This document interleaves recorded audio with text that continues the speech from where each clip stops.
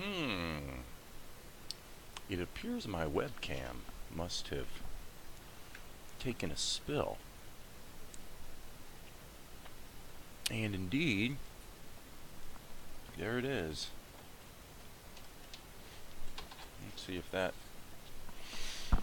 does the trick. Okay. That did the trick. So the angle isn't quite right, but I suppose it's close enough. Okay. Today is grunt day. I'm gonna get busy on this scene that I did a bit on yesterday. I didn't live stream or even record yesterday because there were a little too many unanswered questions that I knew were going to take quite a bit of time. I have a lofty goal. By the way, this is the schematic for this scene, so you can see this. It's quite a lot going on.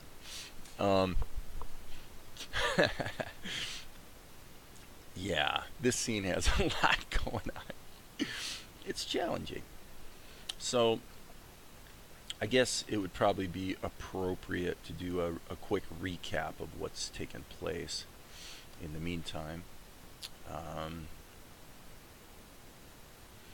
I've done some further experiments with the cast shadow plugin, or effect, I should say, and I may do a little tutorial video later on, but I think the upshot with the cast shadow plugin is that for a fairly simple scenario, like a single character that you're trying to cast a shadow onto the floor, let's say, and there's another video on YouTube that's quite a good tutorial on that.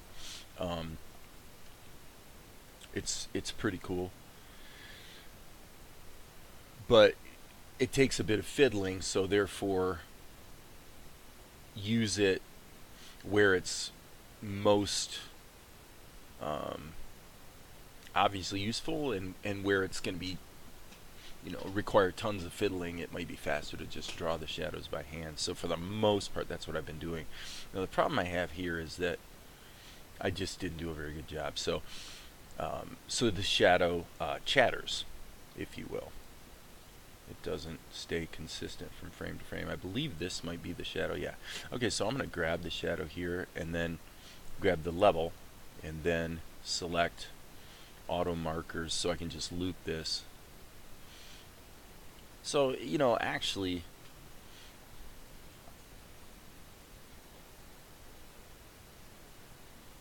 yeah, it's not horrible, but it's not really good enough either. So, what do? The problem is that when you, like, it would probably be more controllable to use the plastic tool, draw a simple shadow, and then use the plastic tool to sort of change it a bit here and there where necessary. However,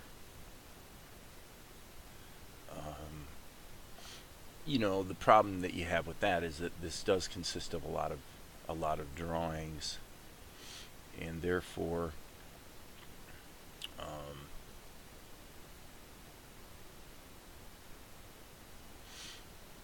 later in the shot, as you can see what happens with the shadow. It there's a lot of shapes, there's a lot of keyframes. Okay, and plus, in the same level, it continues to this character. So one thing I'm definitely learning is if you have something that where you need to apply some effects to it, or maybe something like the plastic tool, it's take that level and split it into two, and hence the this crazy schematic is largely because this scene, just in order to break things up into pieces so I can deal with them surgically, you you wind up with a lot of columns. And the problem with that is it's easy to get in the, where you're moving fast and you don't name your columns intelligently, yada, yada, yada. So what are we doing today?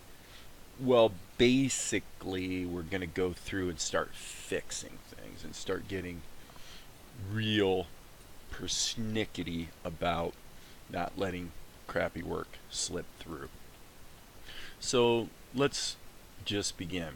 Now, this opening scene, as far as I'm concerned, looks pretty good. So I'm going to go ahead and auto markers here, and let's just take a look. Okay, so she opens her eyes, and the timing of that I think is pretty good, but then it takes like forever to get to the next piece of the story. So to me, that's not really acceptable. Opens her eyes, I'd say about there. So let's take from 85. Let's just make a mental note, 85. Continue. Okay. So 85 to 192. So let's make it simple. Let's go from 85 to 185. Now remember, at the editing stage, we can always put a hold back in if we want to extend it longer. So the point here is to not have a ludicrous amount of stuff in the scene that we're definitely never going to use, just taking up space, because we want our working environment in OPENTOONZ to be, you know, pretty much as, what's the word, fluid. We don't want 100 erroneous frames that we always have to scroll through in order to get to the next thing, which kind of points back to me, for me, it points back to the idea that when I'm blocking in animation, I really am finding what I want to do is block it in terms of just individual frames without even working out the timing. First, get the drawings right. It's just so easy to guess wrong when you think you're timing stuff out. Now, the problem we're going to have with this, as you can see, is that now all these keyframes, let's actually scan through this whole thing. What we're looking for now is we're looking for animate tool keyframes that happened after frame 85, because they're all going to have to get moved. So we've got some in this column, we've got some in this column. Yeah, and presumably every single one of those is going to have to be moved north 100 frames. Okay, so that's a pain. I wonder if there's a faster way to do it using the function editor. I'm going to go ahead and open the function editor in my other window and take a peek here. So what I'm thinking is, let's just go through. I'm looking at my other column now. As you can see, it's scrolling through, and I'm looking for keyframes. I'm going to go column by column. I'm just going to double check.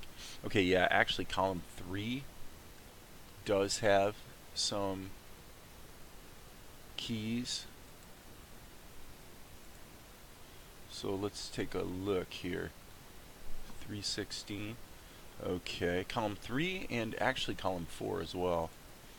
Let's take a look at those.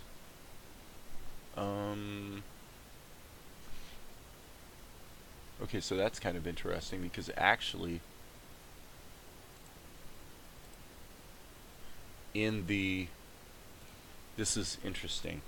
Here in the X sheet, you can see that column 4 does have a keyframe at frame 316. But when I go back to the function editor and go to column 4, frame 316, I'm not seeing anything. So that's a little concerning. Let's see if we go upwards. So why would we not be seeing, unless I've inadvertently somehow grabbed the wrong column? That's named column 4, alright. So that's, like I said, that's concerning. But let's take this at 316. Let's cut them, Control X, and let's just go to 216. Since we know we chopped out exactly and precisely.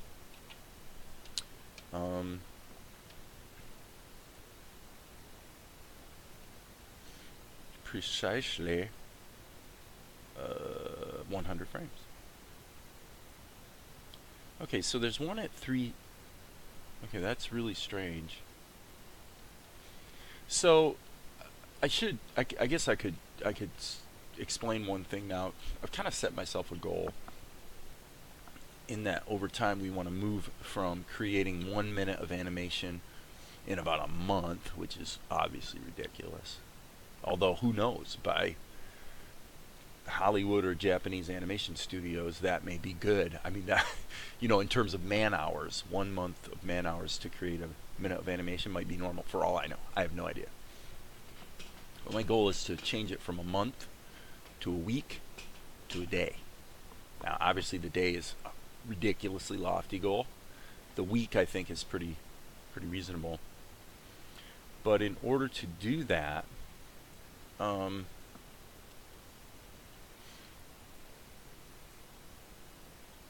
okay, so we're changing points of view here, and that's the grass. So yeah. So in order to do that, I'm thinking of it in terms of 6 days of the week, and honestly, 2 of those days are pretty much devoted to audio-related stuff, either scripting and voices on the one hand, or post-production or music on the other hand. So then you've really got about 4 days to block in your animation, do your ink and paint, do your backgrounds, do your special effects. So if you figure to do 1 minute of animation, say I'm going to give 1 day to each of those, and then in that day, how long are you going to work on it? Let's just say somewhere between 4 and 10 hours. It just depends. Okay, so that's not ridiculous. I'm going to go back here, though. It looks to me like what I'm seeing from the function editor isn't looking real intuitive to me.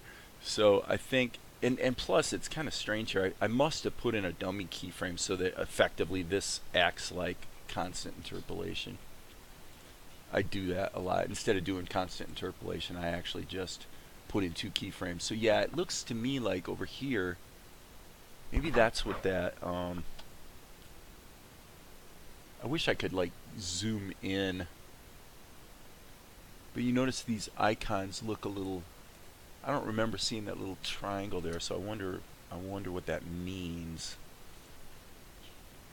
Okay, so let's see how it's behaving. Okay, that's the ground, so I don't see any problems there.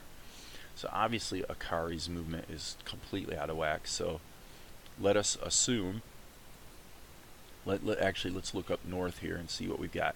So we've got a keyframe at 194. Let's go to Akari's column over here and see if this is going to be can be edited here. It'd be cool if we could. So I'm just going to get rid of these columns and just see what we've got. Okay, so what we're seeing is we do see a keyframe at 194 on the X sheet. We do see a keyframe at 219 on the X sheet, and we do see a keyframe at 248. So that should mean that starting here, I should be able to go Control X and then go up to 94 again, just deleting 100 frames. And now let's go back to the X sheet and see if it did what we expected. Yeah, it did. There we go. Okay, so that's what we were trying to achieve. So good. That means we can go through, and it's not going to take too long to go ahead and fix what needs to be fixed so that we can get those erroneous frames out of there. So anyway, getting back to the work pace, I cannot get the work pace to the level I want until I have, okay, so that's at 316. I'm going to assume that wants to be dragged to 216. I don't even know what that is, honestly, but let's put it at 216. And see how we're doing. Okay, was that in the floor column? I think it was. Yeah, because he won't let you drag it left or right, so I'm going to assume that goes there. Okay. Like I said, I don't even know what that is. It's probably scaling. It's probably some sort of scaling or rotation or whatever of the... Okay, so that's interesting. If I double-click the keyframe, okay, that's useful. If I double-click the keyframe, it goes right to it in the function editor, and it shows me... It looks to me like that's actually an empty... No, there it is. Okay, I'm not going to argue. OPENTOONZ, you're trying to help me here, and I appreciate that. Okay, so now let's just go through... Okay, so to finish my sentence, because I kind of have a habit of starting sentences and not finishing them, is that we have to evolve from the point where we are figuring out how to do what we want to do till we know the tools well enough that it's strictly a matter of deciding what we want to do. Until we get through that learning curve, we won't be able to have the pace we want to have. And I accept that. It's going to take some time. So hence yesterday I spent a fair amount of time with the schematic, working with effects, working with shadows, because there's a lot of things like the rim light. I posted an OPENTOONZ quick tip the other day about that. But shadows, rim lights, things like rain, particle effects, things like that can really save you a lot of time and add a ton of production value. And frankly, I hardly know anything about how to use them. I haven't gone through, and I need to go through effect by effect and grok them out, really understand how they're used, yada, yada, yada. Okay, so the only way we can do this safely is to do it column by column. So now I'm on the ponytail column. It has no keyframes. Let's go column 9 and 10, and I'm going to select the active column just to be sure. Okay, we're good. Column 10. And you would think that maybe with a little more planning this could be avoided, but okay, it looks to me like this is on column 103. So I'm going to just, as an experiment, I'm going to double click that and then go to my other view, and yeah, there it is. So column 3, 216, whoopsie poo, we don't want to do that. Let's grab these, cut them. Hey, I said cut them. Control X. Okay, that's interesting. It won't let me cut them. Why would that be? Is the column locked? Could be. Let's look at it.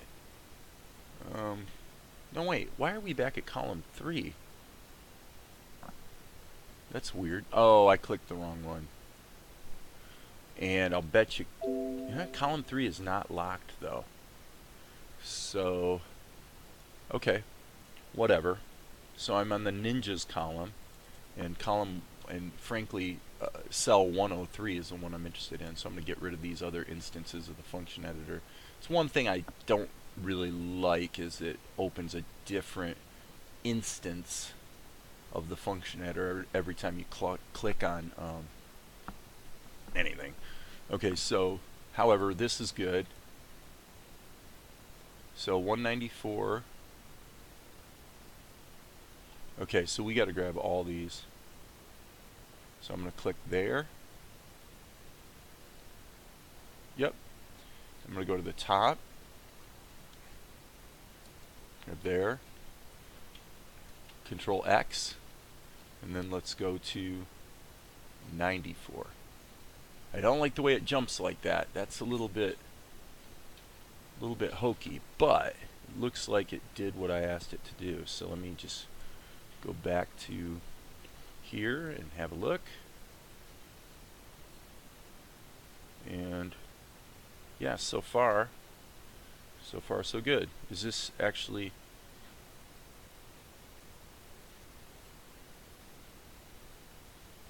Okay, so there we have a scaling issue. And I want to say that this is something I've seen quite a bit.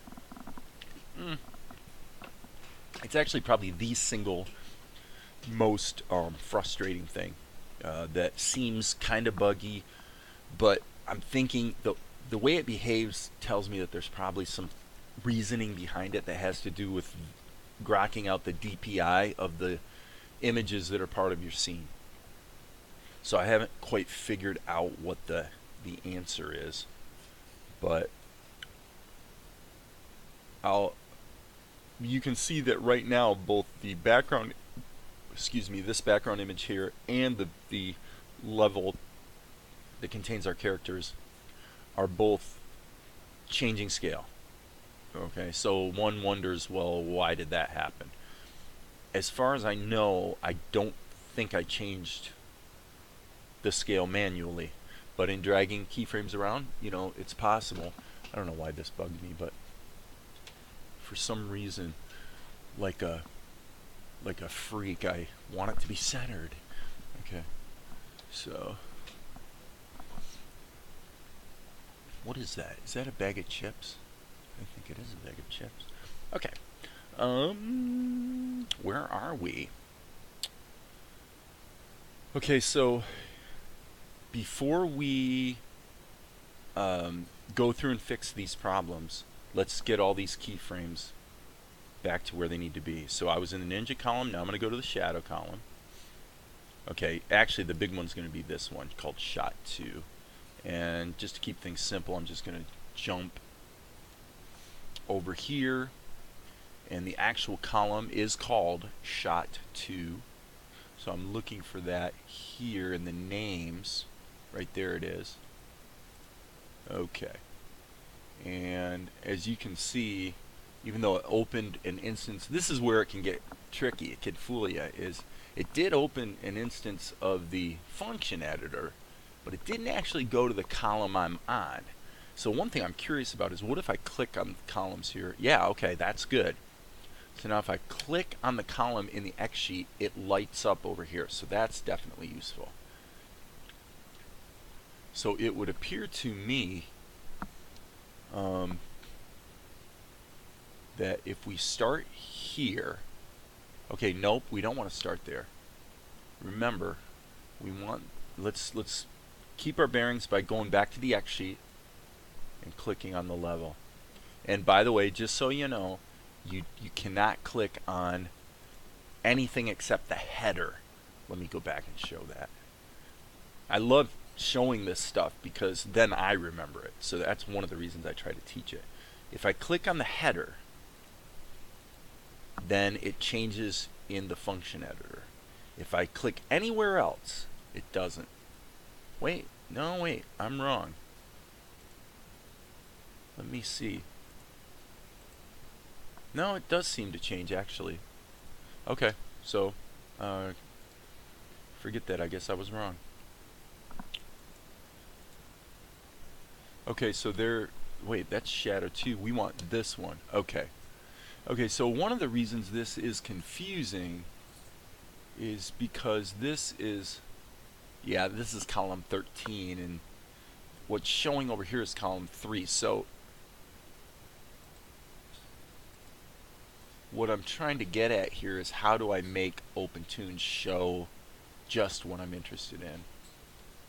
It doesn't appear to be particularly amenable to letting me hone right in. In fact, strangely enough, I'm not even seeing the column I'm interested in. So the only thing I can think to do here, okay, the good news is I can turn all of these off manually, I think. I have to click twice on the folders, but at least I can get rid of them. I think. Let me just go through here. Okay, the only thing that's yellow, well, okay, strike that. Kill that. Ah, what a pain to have to go through and do this. But what else are you going to do? I only want to see what I want to see, and maybe there's a way. Okay, there it is. Maybe there is a way to effectively isolate. In other words, what if I hit Shift Select? Okay, Shift Select does allow me to not have to click it twice, so that's good. What if I hit Control Select? Pretty much the same thing. Alt Select? Hold on. Nope. Yeah, I was hoping. Okay, no such luck though. Okay, so probably what's weird is now they're lighting up when I click on them, whereas a minute ago it seems like I was having to click them once to get its attention and then a second time to actually turn it off or on. But that's okay. And it appears I don't have to click on the little icon that almost to me looks like a shopping cart. I guess it's a folder. I can click on the header. Okay. Having done that, let's go up here and then let's just scan down, and what we're trying to do is grab this group of keys and we're going to cut them and we're going to paste them at 215. So again, we're just trying to move everything north. Man, I hate that. You click it and it jumps. That's a bug in my opinion. Okay, that should have done the trick, and it did not.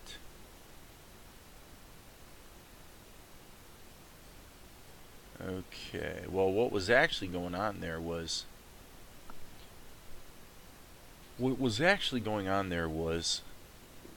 a bunch of scaling. I remember now what I was doing that day. I should jump back to here, by the way. Okay, so basically my pictures have disappeared. Okay, but all of these keys were having to, because of that scaling thing where it was jumping around, I was having to compensate for it basically. So I'm going to say that maybe we can just delete those keys and we'll be okay. So I'm going to go back here, turn on column 3, and the positioning I'm going to leave, but the scaling I'm going to delete. Okay, and why won't it let me delete them? So this is again something I'm just trying to figure out.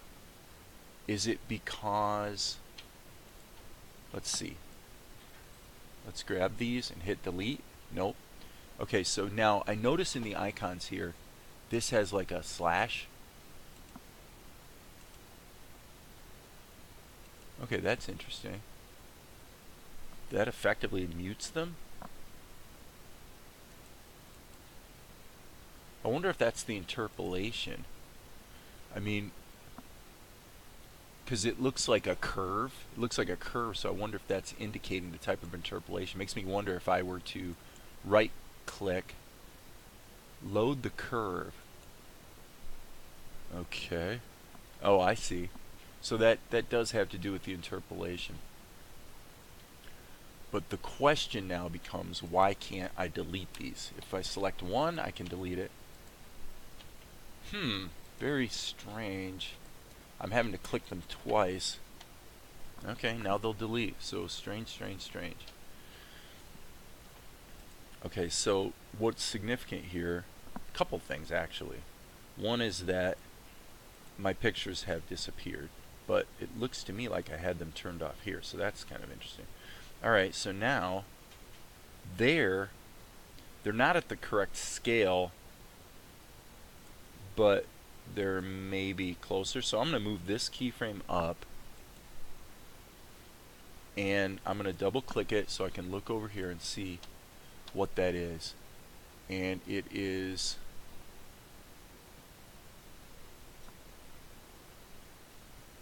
in that column is shot 02. Yep, and there it is. Okay, let's turn it back on, and we are at frame 214, and there it is. And all it is the positioning. I mean, it, in other words, not the scaling, which is kind of strange. So I'm going to delete that, go back to here and say, what's it look like now? So this to me is very strange. From this shot, which might be a static image, Because no, that's just number 123, and that's 124. So for some reason, OPENTOONZ is changing the scale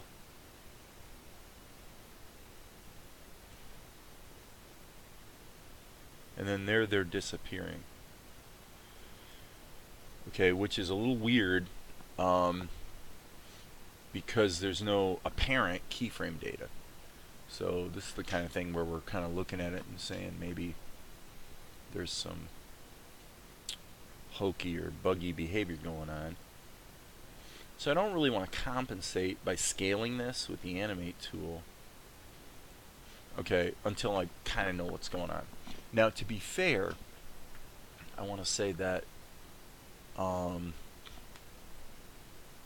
the rendered, I believe the project has a full HD on the camera size and whatnot. Let's look at the project. Well, it's not going to be under the project settings. So let's learn this now. Let's learn this. How do you go in and look at what the overall master settings are for your scene? It's not going to be the preview settings. It's probably going to be the output settings. But I'm going to just look here. I'm going to look at the preview settings just for kicks and giggles. Okay, that just tells you kind of like what camera and color space. Whoops, cancel that. I didn't mean to hit render. I meant to hit output settings. Okay. Yeah.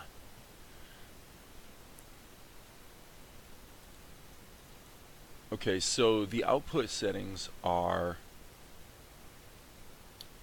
full HD. And I think that's all we need to say. The drawings themselves are actually not full HD. They're actually 1280 by 720. Now, we should be able to freely mix and match. That really shouldn't matter. But the concept of DPI, which I sort of had a bit of a rant about a couple weeks back about during a live stream, I'm like trying to explain that most people don't really understand what DPI means, because DPI means nothing actually, unless you relate the DPI to some sort of output device. In other words, the idea of a picture having a DPI is actually kind of stupid. What has a DPI is your screen. Your screen has 72 dots per inch or 96 dots per inch. Your printer has 300 dots per inch. So the idea of baking a DPI value into an image is kind of stupid. The only question is how many pixels wide is it? And then the concept of DPI tells you if it's 1980 pixels wide, then if we display it on a computer screen, which does have a dots per inch of 72 dots per inch, then how wide physically, if you put a ruler up to your screen, and measure it, how wide would it be? Well, it's going to be 1980 divided by 72. That's how many inches wide it'll be.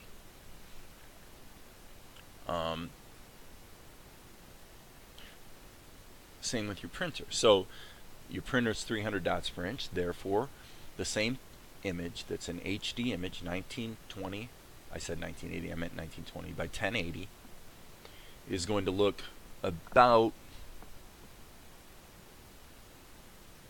a quarter, not quite a quarter, but it's going to be close to a quarter of the size printed out that it would look on your screen. Why? Because your screen has fewer dots per inch, therefore the image displays bigger.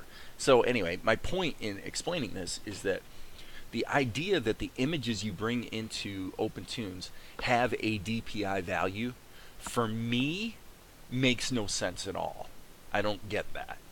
If I bring in an image that's 500 pixels wide and I want it to fill up the HD frame that's my project settings of 1920 by 1080, then I just scale it up, obviously.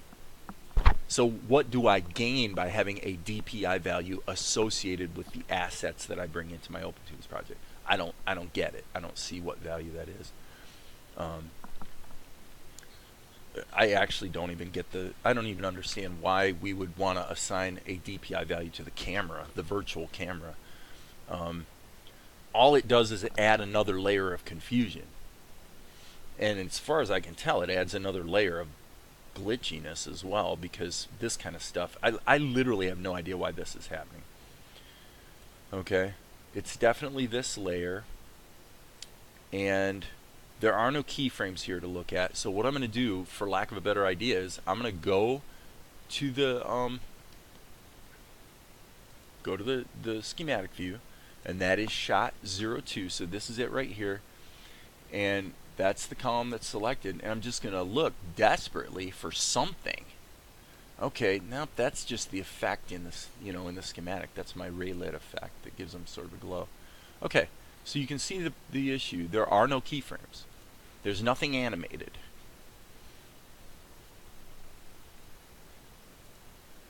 Yet, the images are jumping around in scale from bigger to too small to gone.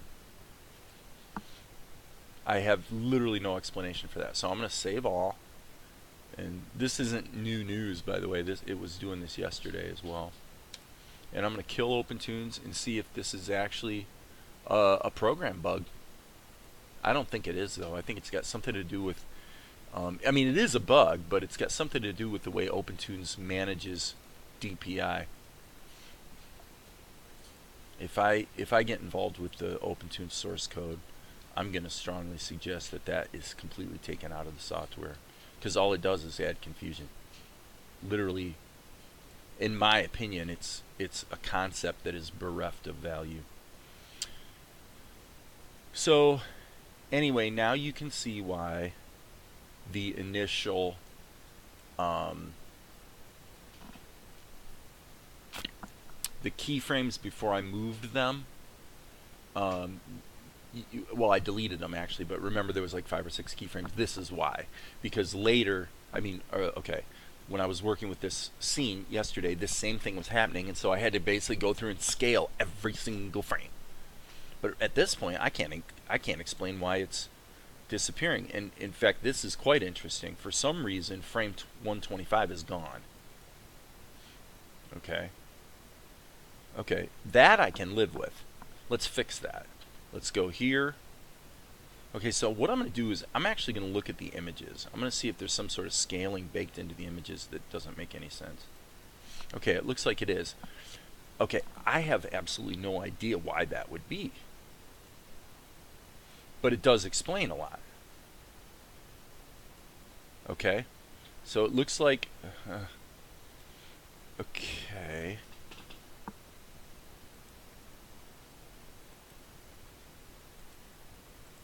This is really strange.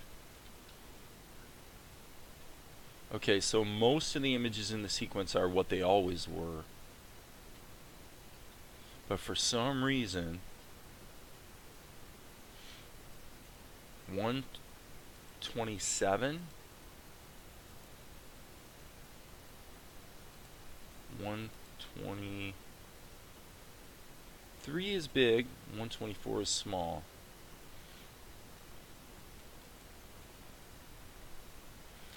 So it seems to me, if 123 is big, I'm going to delete it.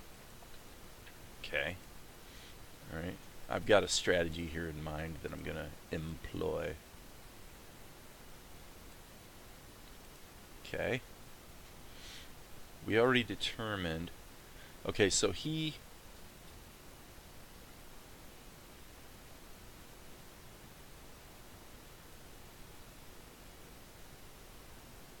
I'm looking for what I'm doing is I'm looking for the frame where his arm slides and knocks the table. And obnoxious as it is, because of the change in scaling, I can't freaking tell, because it's a subtle move. His arm goes like this. I mean, it's a small move and you can't see it. It's so stupid. So dumb. I'm not saying OpenToonz is dumb. I'm wondering if maybe Dave's the dumb one here, but I think that the solution actually is to go like this. I'm going to delete this, and I'm going to delete this. Okay, that's starting at 127. What about the scale? Okay, from 128 onward, the scale is correct. So here's what I'm going to assume. I think this is wrong, but I'm going to assume that this is actually an issue with the imagery that was exported from Krita. I could be wrong. There's only one way to find out, and that is to, let's go ahead and switch to this other screen and go to the Fastone image viewer. And let's go to image sequence ninjas, and we were looking at frames 123.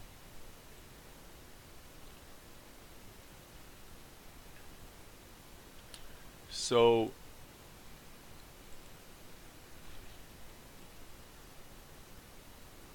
$1280 by $720. So this is reporting, as you can see right here, this is reporting the same size for all of these. Why this one is blank, I really don't have a clue. But I'll tell you the truth. I do believe I could blame that on Krita, because I've seen Krita do this kind of stuff, where it outputs an image sequence, and some frames are just blank, or there's pieces of them that are blank. You know, again, this is why I'm kind of like not using Krita. Okay. So in frame 123 and 124 are identical, so I should be able to. Okay, that's not what I wanted it to do. This is where I start getting where I want to cuss.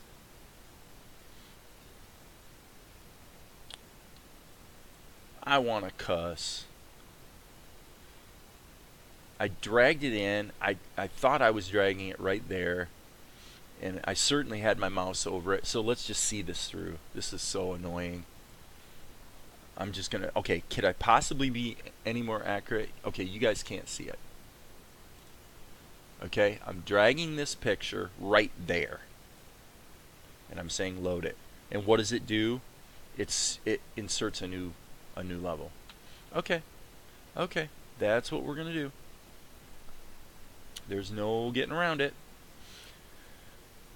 So what we're gonna do is use that to our advantage.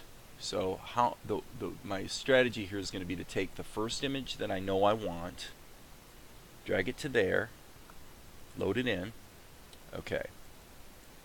And okay, I see the problem. So what OPENTOONZ did, okay, it's very good that OPENTOONZ can recognize an image sequence. The problem is, as we see here, that it refuses to not see it as an image sequence. OPENTOONZ should be asking us, did you mean to drag just frame 124 in here? Or did you want us to go ahead and load the whole image sequence starting at frame 0? Well, you and I both know what I wanted to do. I only wanted frame 124. That's it. But OPENTOONZ, like what I complain about so much software, OPENTOONZ was thinking for me. If I drag an image that's from the middle of an image sequence and drag that into OPENTOONZ, there is no conceivable way I could possibly have intended just to drag in that frame. No. I must have wanted to actually drag in the whole image sequence. Now, it's cool that it does want to help me, but pop up a dialogue and ask me is kind of what I'm thinking. Okay, so that's good. Now 127 is large again, so let's jump back here. Okay, this is the same image sequence, and image 27 is not larger. And this is a brand new column or level in OPENTOONZ that has no animation. So WTF? What in the world would be causing it to do that? Well, here's what we're going to do. Our solution is we're going to delete frame 127, extend this, actually another frame, grab all this, delete it all, and I think Okay. So now this moves the table, but the vase doesn't really get moving for a second. So now I gotta kind of think about my timing here. Yeah, my sense is that this guy needs to be moved north 1 frame. Yeah. Okay. And I know the movement with the vase looks a little hokey. That's okay. So I'm trusting now that let's go ahead and save our work. I'm trusting now that I can take this and move it over, and we're not all of a sudden going to have a bunch of weird resizing stupidity going on. Okay, it appears that we're not, so that's good. So now we can hit the A key, and let's scale this level. I'm going to actually do the math here correctly. So I'm going to run the calculator. And my question is, what is 1920 divided by 1280? 1.5. Doesn't seem right, but let's give it a crack. Okay, hello, 150. Okay. So this might be an explanation of where the concept of DPI is really acting screwy. Here's why.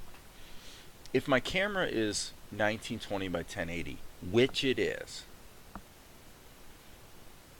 but let's just say we have a camera DPI of 100, which I think is actually what it is. I'm not going to go look for it right now. So the camera's got a DPI of 100. Okay, let's just say. Now, I drag in an image that's 1280 by 720. Shouldn't be a problem. If we want it to display at 1920 by 1080, then we just did the math with the calculator. We know that the 1280 by 720 image must be multiplied by 1.5, scaled up 1.5. But in OPENTOONZ, it doesn't show at 1920 by 1080, or to put it another way, it doesn't fill the camera exactly as we would expect it to. How can this be? It's because there's another term in the equation. The camera is multiplied by its DPI. The imagery is multiplied by its DPI. How is OPENTOONZ deciding what the DPI of the image is? It's probably something in the preferences. How is it deciding what the DPI of the camera is? Probably something in the preferences of the project. Okay? So it would seem, and the problem is if I change the settings with the camera or the project, and I'm just speculating that this is what's going on under the hood, because what we're seeing here makes no sense. If you take a 1280 image, we just did the math, and you want to scale it up to 1920, you multiply it by 1.5. End of story. That's what I did. But it didn't work. Let's look over here. Yeah, that's for aspect ratio and stuff. I'm looking at this thing that says maintain. Alright, so I'm gonna look at everything here. I'm gonna look at preferences, general, interface, preview, drawing. Okay, drawing DPI is presumed to be 120. Okay, that's probably something we want to keep in mind, because I think it's, because I'll bet you if the camera DPI is 100, I might have this reversed, because you know that dyslexia thing. If the project DPI is 100, but the assumed DPI of the image is 120, and you take 1.5, multiply it by 1.5, but then multiply it again by 1.2, which is what that would be, then you get this, where the image is just a little bit bigger than it was supposed to be. That's my guess. If I'm correct, oh, this is so stupid to have to do this, but let's do this. Let's do it this way. I'm going to just go through the process. 1920 divided by 1280 times, actually no, divided by 1.2, I think, 1.25. If I'm correct, If I put this at 125, it's actually going to size to the right size.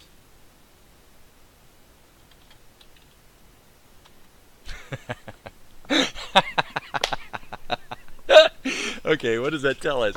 That tells us, I will almost guarantee you that it looks like it's not exactly quite the right size, but it's really close. Okay, I'm going to save my work. Okay, what this means is that my project has a camera DPI. I'm going to go into the project settings. Nope, it's not the project settings. It's probably in the output settings. It has a DPI of 100, I bet. Nope, it says 120. Okay. Excuse me.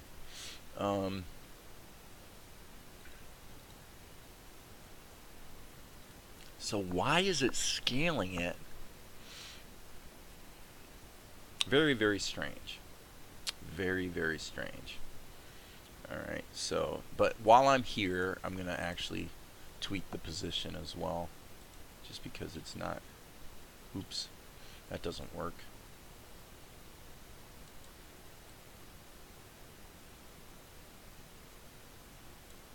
Let me see if that's okay. I think that will be okay. Okay. Now, clearly, the way he's wrapped around that window is not exact. So we do want to take a look at what that's going to look like rendered. I think we're probably in good shape. I'm giving myself a little more latitude than normal just by virtue of the fact that this all happens at night. But I don't know. Actually, you see that? Okay. So when it gets to that, let me see if this guy's moving at all. He's not. So I really don't want to.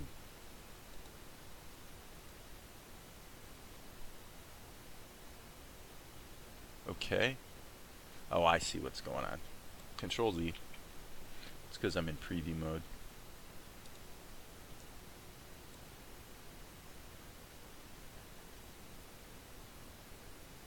It seems like it's actually the scaling.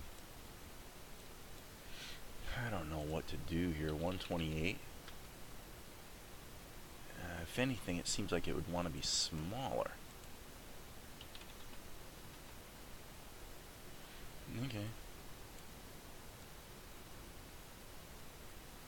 You know, and this is the kind of thing that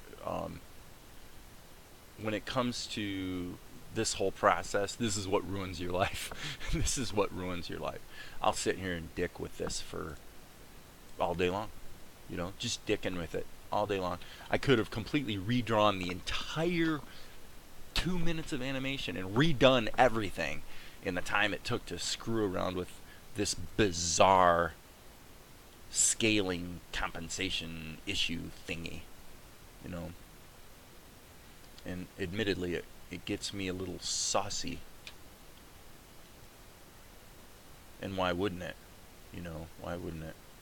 Okay, so my problem here is that once he moves to here, this looks stupid.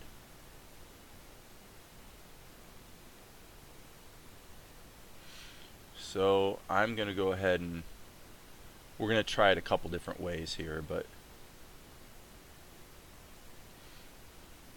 is it okay if my other ninja moves a little bit? I think it is, but nah. So I'm going to delete this keyframe and drag this one up to here. And you look at what it just did. Okay, I see what just happened. I see what just happened. It kept the positioning, but not. When I deleted the keyframe, it deleted everything, and this other key only had positioning info in it. It didn't have scaling information. So that's my bad. Let's fix that. Yep, there's it. There's the issue. So now we should see. Okay, now obviously we have the additional problem of these lines from the original art that really aren't in the right place because the background image isn't lining up with it perfectly. There's a number of ways we could tweak that. We could erase the lines. We could adjust the background image. But again, this is one of those cases where we want to look real close at what actually matters. What really bugs me here is, boy, when he moves. What's actually strange about this? This is actually really strange. I thought that his change in position was a function of the way I drew him. But if you look closely, you can see this line in the original art that was exported from Blender was the line art, and then the colored line art from Krita. In the original art, these lines never moved, but look, right there, they did move. So this isn't just a function of the way I drew the guy. This is an actual change in the whole exported drawing itself, which is, frankly, friends, bizarre. How do we deal with that? I'll tell you how I'm going to deal with it. Let's go to the drawing.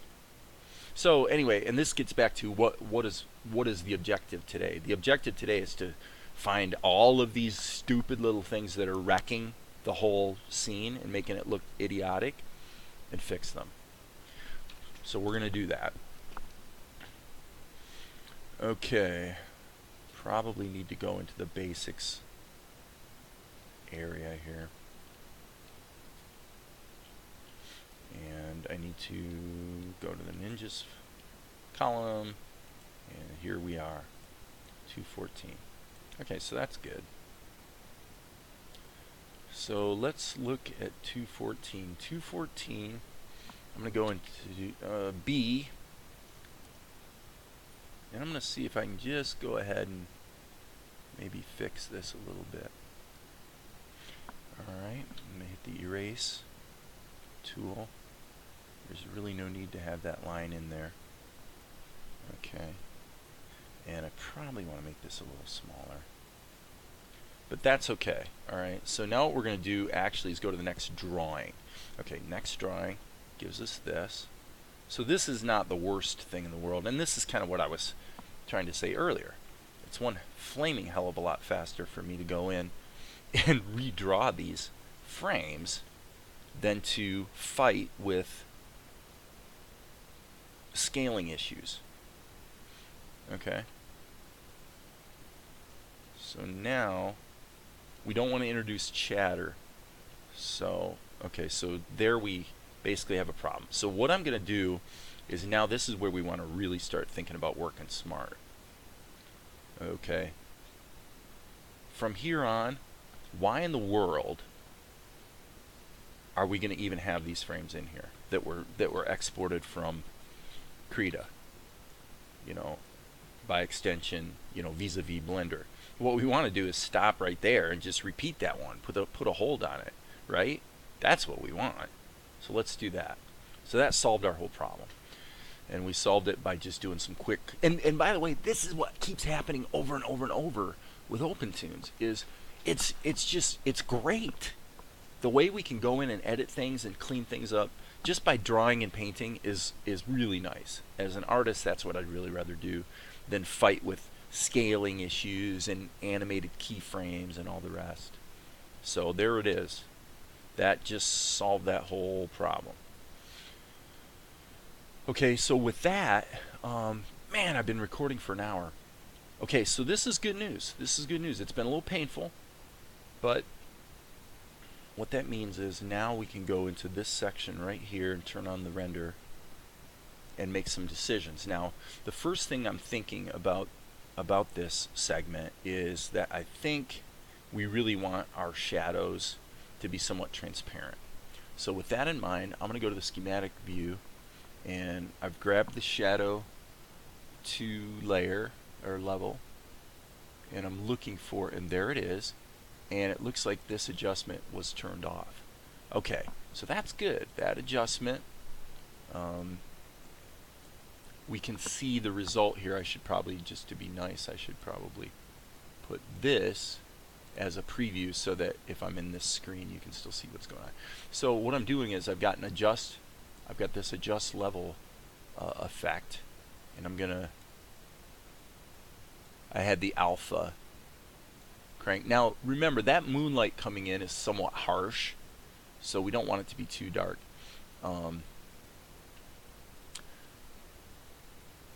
Or I'm sorry, I said too dark and I meant too light. Again, we'll blame it on the dyslexia. Okay, so the clear and present danger is this. Okay, so now what we want to do is we need to address that immediately. The best way to do it would be to hide this layer and then find the layer that's got the, yes, there it is. So there's the shadow for the vase. I did this the stupid way because I was just in a hurry, and frankly it looked black behind it because the shadow was black, so I'm like, well, it doesn't matter. Well, it does matter because once it's cleaned up, you can see the discrepancy. So fortunately that's a pretty easy fix, isn't it? We'll just go like this, and let's go to the next drawing, and we'll just keep on going. And what I'm going to do is I'm going to get the lines in there. Okay, that I'm not quite sure what to do with. Got a weird thingy dingy in the vase itself. So it may require a little more drastic measures, but I think I know what I can do about it.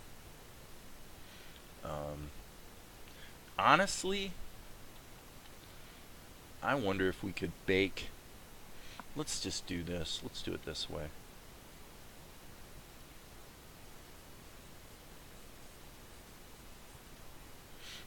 Remember again that this goes by really fast, so I'm not endorsing doing crappy work. I'm just saying you have to know, you have to be a little cognizant of when it matters. And with this, being that this vase is basically spinning, I think we can actually cheat a bit here by grabbing the shadow layer and just fixing it up like so.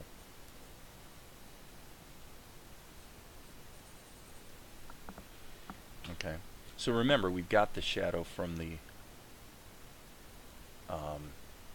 on the floor, but that's muted right now, for lack of a better term. Next drawing.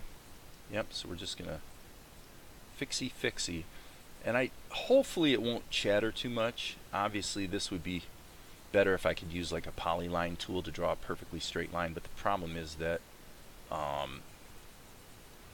raster levels don't have a polyline tool. So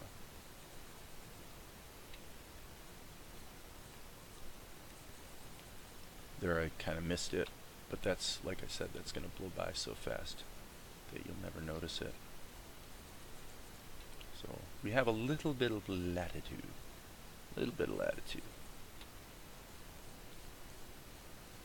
So, and then what I'll probably do is go in here and actually do the same thing with the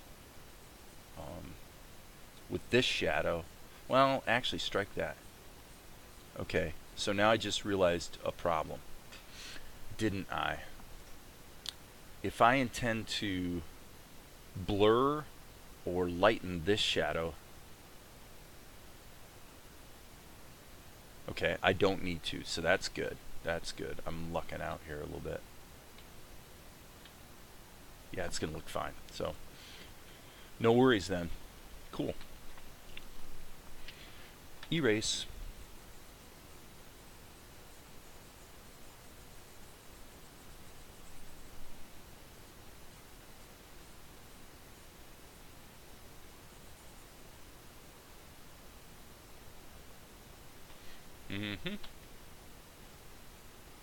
I have literally no idea how long this is gonna go. Okay, I think that's it.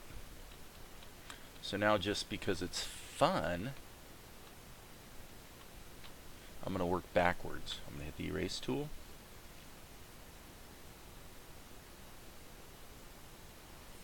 Get rid of that.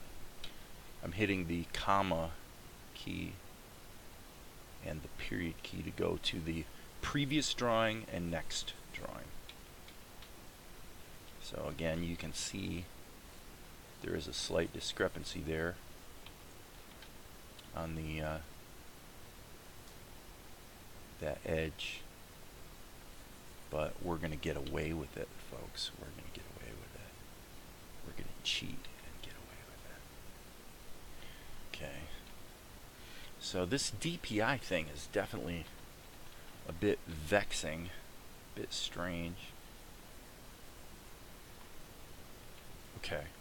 So I think this is going to look fine. So now what we're going to do is, okay, that's the vase layer, not the shadow layer. So I think this must be the shadow layer.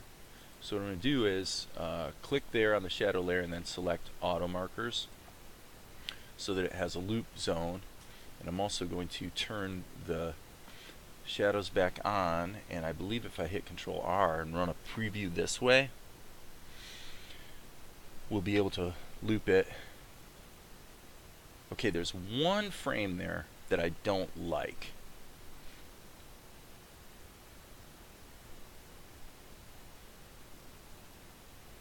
So let's find that one. Yeah, it's that. 1, 2, 3. That right there. That's the one. 237. Okay. So again, it is a little bit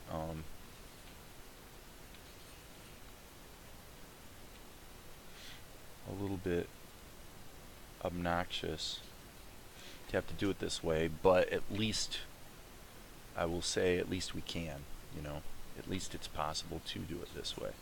Okay, that I don't know. I mean,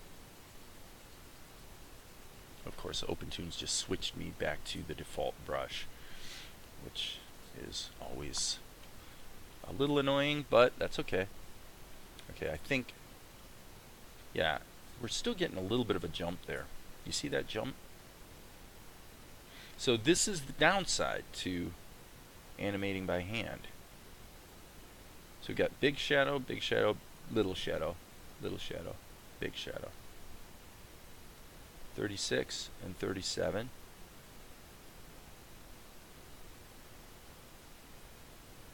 Okay, 36, 37, 38. 37 and 38 are problematic. Okay.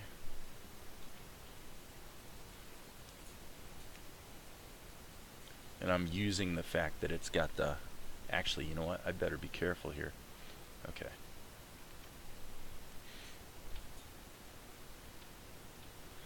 Oh my goodness. It doesn't seem right.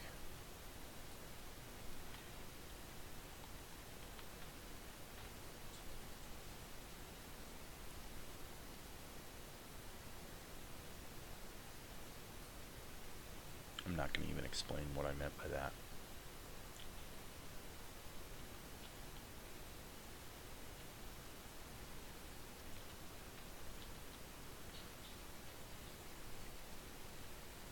I'm actually suffering through scribbling in with the default brush just because it's so annoying the way it keeps changing brushes on me that I don't even want to take the time to do it right.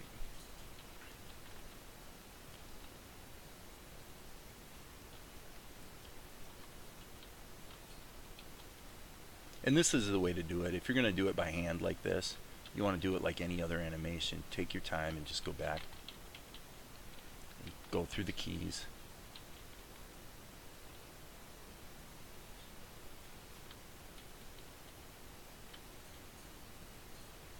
And just get it right.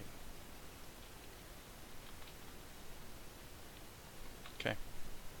Control R. And it's not like, okay, so that's fine. It's not like anybody's going to notice that chatter anyway, but you know, let's just try to get it right. Okay. So we've addressed that. We've addressed the shading on their shadows.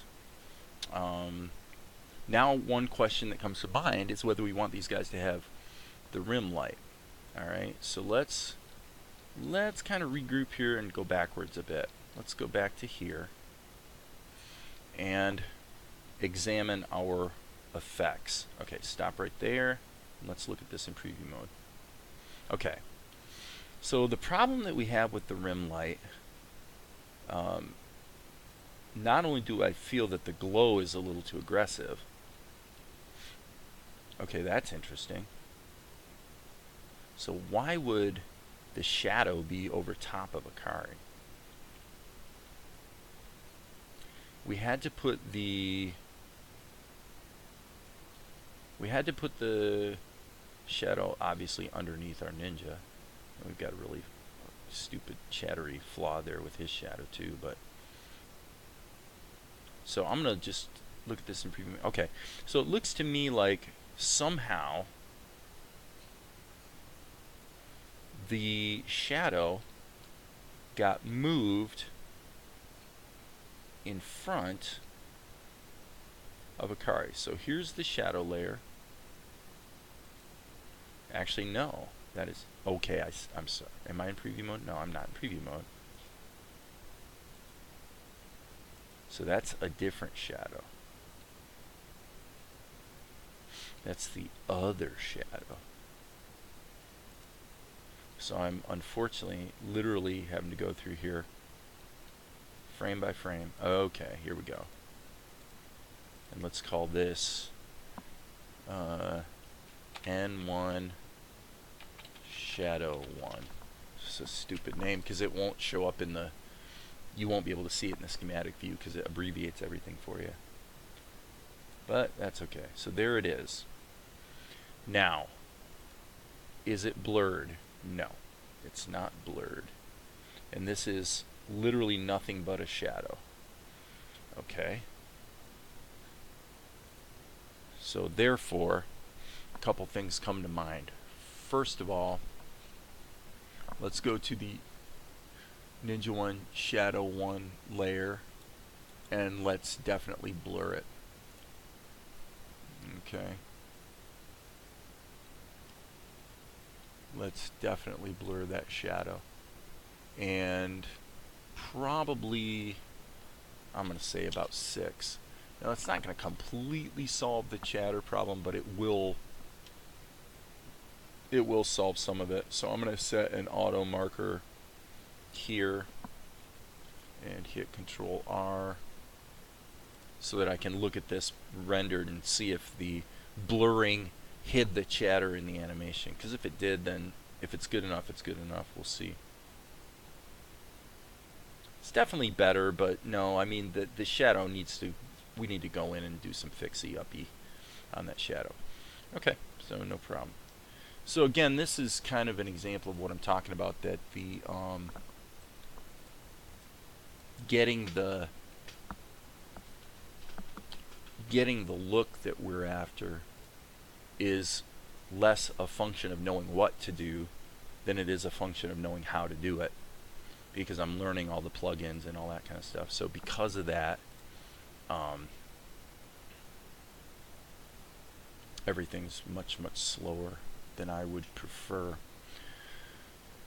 Okay, so there's the shadow layer we were talking about. And again, let's go to here and we can see that it's in front of a car. Well, that's not acceptable. So that means, and by the way, there's Akari's face. So that means that these two layers, or levels, need to be moved to the right. I'm going to actually go to the X sheet view so I have a little bit more real estate. Grab these two and just move them to there so that they're in front. So that solved that problem. And in preview mode, you can see, yeah, it looks pretty good. Okay, I see another problem though. Lo and behold, we now discover now Akari's been moved. Like either too soon or something. Something is wrong because I could see the edge here. Let's just go down this. Let's just go down until she starts to move. Okay. Okay, I see what's going on. You know what? Okay. You see what's going on? That's a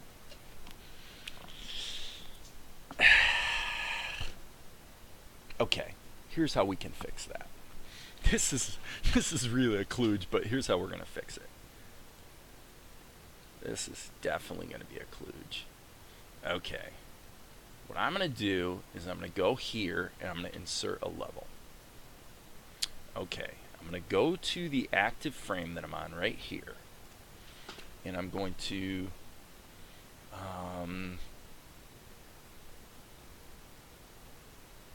I'm thinking what I will do. See, if there's any color correction on her, this will not work. Yes, we've got to use those colors. Okay, so if this makes sense, what I'm going to do is draw a frame. And now what I'm going to do is use the RGB tool to pick up that color right there. Okay, and now what I'm going to do is color this in.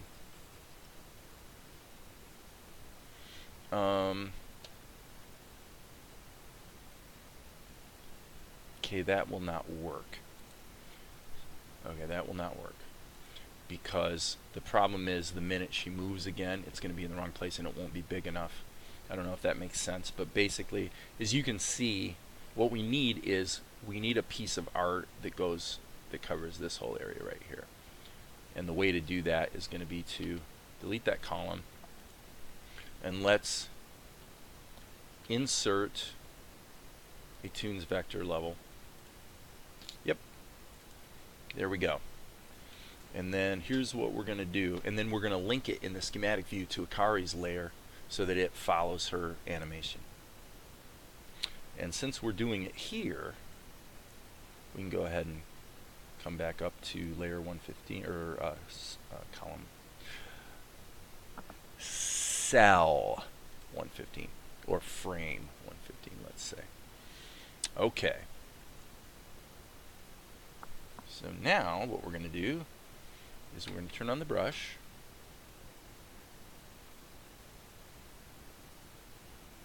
And we're just going to draw this.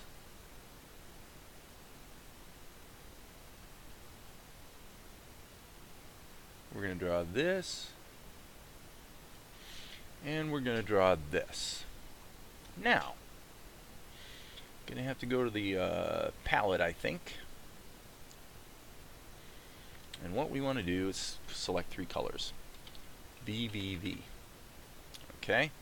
And we're going to take the initial color that we used, and if I'm not mistaken, this actually will not work. Toonz vector levels have auto paint for lines, except there's one dirty little secret. It doesn't actually work. We'll see. We'll give it a crack. Okay, so we're going to make those lines kind of bold and blue. Now we're going to hit the minus key, so these are only colors. And then what we're going to do is we're going to go put it in preview mode. We're going to grab this color, and we're going to use RGB to select that color. We're going to use RGB. Wait a minute. Hang on. Okay, that's actually the color we want. Select that color, because we want the color corrected version of just the Akari layer, because there's another level of color correction that takes place afterwards. Okay, so now we turn preview off. Fill. Fill. that won't fill. Fill.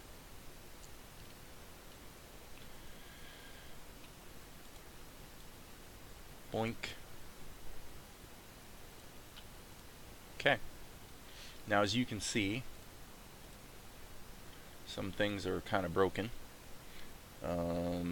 Probably our best course of action here is going to be to pick a very unsaturated dark color that's not exactly, that's kind of neutral, so we can sort of get away with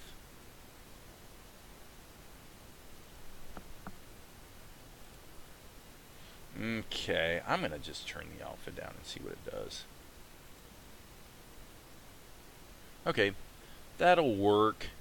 It's not exactly perfect, as you can see, but I think maybe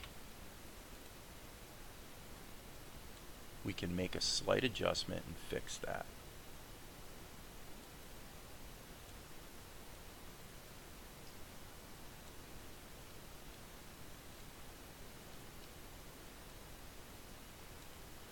Okay, same thing down here. Actually, oh boy. Oh my goodness. So difficult. Wow. Okay. So now I'm actually not certain. Okay. There we got what we were trying to get. Okay, so that's good. Okay, so now what we can do I know this is kind of like annoyingly complicated, but okay, so now what we need to do is go to the schematic view, and we don't want to be in effects mode, we want to be over here, and we've got Akari, and Akari's face is linked to her, and now what we need to do is take column 10, which we're going to rename Akari patch. Okay, and where is it? There it is. Akari patch. I don't know if we're going to get some weird side effect if it daisy chains through the face layer, so I'm just gonna map this to the Akari layer, so that now when we preview this, we're going to see that it didn't work. Oh, well, we know why it didn't work, don't we? It didn't work because we have only one frame of this. So what we've got to do is stretch this baby on down. I have no idea how far. I'll just go ahead and go to the bottom of the Akari shot. Technically it should be probably deleted much earlier, but that's okay. We'll just go down to the end. It's not like it matters. Okay. So why is that not refreshing? Aha! See, now there you see the OPENTOONZ bug where the preview doesn't refresh. But that will not, you know, until it re-renders it internally, it shows it wrong. But now we're in good shape. So now we've got the shadow dealt with, and we've got Akari dealt with. Now what we need to do is go in and fix that glow and fix the rim light. Okay, the rim light's going to have to be animated because I want a tiny rim light early in the scene when the guys are smaller, like here. But frankly, I want a big rim light by comparison when we get to like here. Now the glow, again, like I said, the glow is obnoxious, and at this point the rim light's too big too. But at least we kind of know conceptually what we need to do. So I think with that, I'm going to stop, and we will, I'm sure, continue later.